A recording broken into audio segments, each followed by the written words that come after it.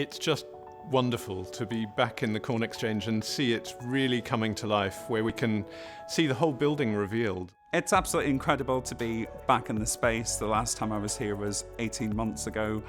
And you're just reminded of the quantity of work that has happened over that period of time. During the works, we had to build a birdcage scaffold to give us access to the high-level works, primarily to carry out a lot of the timber repairs and strengthening works, but also for a lot of the theatre facilities and house lighting installation. So a lot of the decision-making we were making at the time was kind of very close up, and we're trying to understand what impact that would have 14 metres below from the ground. Seeing fairly recently that birdcage scaffold come down, reveal the space, and seeing those decisions that we were making has really paid off and is exciting to see. I walked in and instantly you're reminded of the scale of this space, but also now the beauty of it.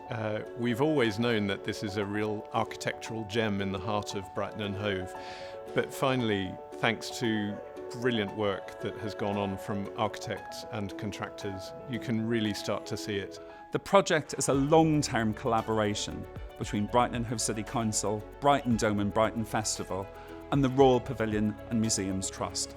The longer-term vision aims to reunite the historic estate to create a centre for heritage, culture and the performing arts, which reflects the unique spirit of Brighton and Hove. This is a symbol of hope for Brighton and Hove's cultural recovery after an especially difficult year for the arts. We look forward to when these venues can welcome back artists and audiences safely, with improved access for everyone to enjoy cultural experiences.